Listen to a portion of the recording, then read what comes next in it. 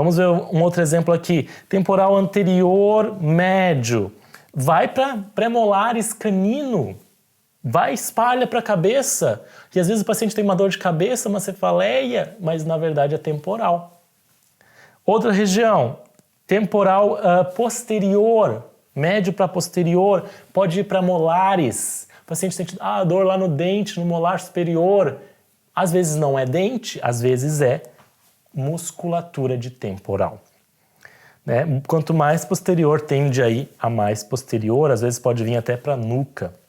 Masséter, a região próxima ao arco zigomático aqui do meu paciente, ó, arco zigomático, masséter bem próximo ali.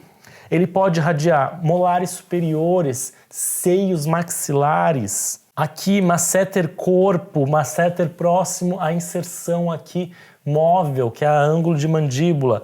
Molares, premolares inferiores. O ponto gatilho no masséter espalha para essa região, espalha para o ouvido. Masséter, tá vendo aqui masséter profundo? Muito comum espalhar para ouvido do meu paciente.